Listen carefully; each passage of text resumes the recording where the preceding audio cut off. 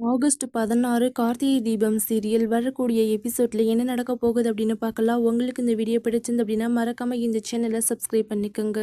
மண்டபத்துக்குள்ள தீபாவை ஆளாத்தி எடுத்து அபிராமி உள்ள கூட்டிட்டு போறாங்க.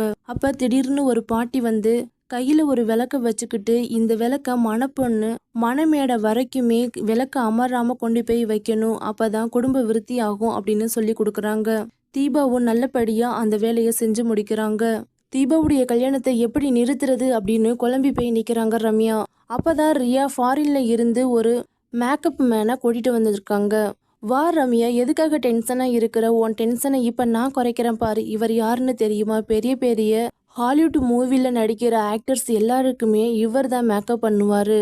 பக்காவான ஒரு மேக்கப் மேன், அதனால தான் நான் கூட்டிட்டு வந்திருக்கிறேன் அப்படின்னு சொல்றாங்க. ஆமா, இப்ப என்ன பண்ண போற? எனக்கு ஒண்ணுமே புரியலையே அப்படின்னு சொல்றாங்க. ஒரு நிமிஷம் நீ வெயிட் பண்ணு அப்படின்னு சொல்லிட்டு மேக்கப் மேனை தனியா ஒரு ரூமுக்குள்ள ரியா கூட்டிட்டு போறாங்க. ரியா அச்சு அசலா தீபா மாதிரியே மேக்கப் போட்டுட்டு வெளியே வர்றாங்க. பாத்தியா ரம்யா, இதுதான் அவரோட திறமை. சரிங்க மேடம், வேற வேலை இருந்தா சொல்லுங்க, இப்ப நான் கிளம்புறேன் அப்படின்னு சொல்லிட்டு அந்த மேக்கப் மேன் அங்க இருந்து போயிடுறாங்க. அச்சு அசலா அப்படியே தீபா மாதிரியே இருக்கிற ரியா, இருந்தாலும் உன்னோட வாய்ஸை எப்படி சேஞ்ச் பண்றது அப்படின்னு கேக்குறாங்க. அப்பதான் சீக்கிரட்டா ஒரு விஷயத்த ரியா ரம்யா கிட்ட சொல்றாங்க.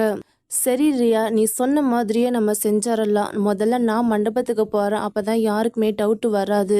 அதுக்கப்புறமா நீ வா. அதுவும் அந்த தீபாவை கடத்தினதுக்கு அப்புறமா உள்ள என்ட்ரி ஆகு அப்படின்னு சொல்லிடுறாங்க. நீ எதுவுமே கவலைப்படாத ரம்யா, நான் எல்லாத்தையுமே பக்காவா பண்றேன். நீ அங்க போயிட்டு பண்ண வேண்டிய விஷயம் எல்லாத்தையுமே பக்காவா பண்ணி முடிச்சிரு அப்படின்னு சொல்லிட்டு ரம்யாவை மண்டபத்துக்கு அனுப்பி வைக்கிறாங்க. மீனாட்சி, அபிராமி, தீபா, மைதிலி இவங்க எல்லாருமே சேர்ந்து ஒரு ரூமுக்குள்ள பேசிக்கிட்டு இருக்கிறாங்க. அதை கார்த்தி தூரத்துல இருந்து கேட்டுக்கிட்டு இருக்கிறாங்க. இந்த வீட்டுக்கு வந்த 2 மருமகளுமே முறைப்படி தாலி கட்டிட்டு வீட்டுக்குள்ள வந்தவங்க உங்களோட ஆசீர்வாதத்தோட. ஆனா நான் அப்படி வரல. இல்லை, இந்த ஊர் உலகம் எல்லாருமே என்னைய ரொம்ப தப்பா தான் பேசுனாங்க. சொத்துக்காக தான் வந்திருக்கிறா, பணத்துக்காக தான் வந்திருக்கிறா அப்படின்னு அசிங்கமா பேசுனாங்க.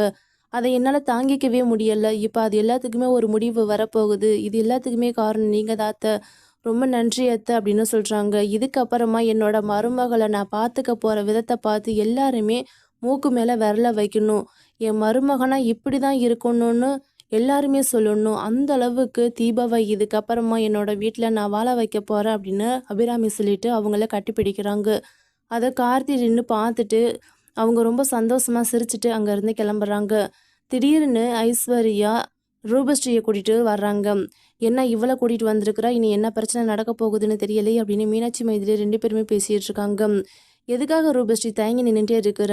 தீபா இவ திருந்திட்டான்னு சொல்லி உன்கிட்ட மன்னிப்பு கேட்கறதுக்காக வந்திருக்கிறா, அதனால தான் நான் கூட்டிகிட்டு வந்தேன் அப்படின்னு சொல்கிறாங்க.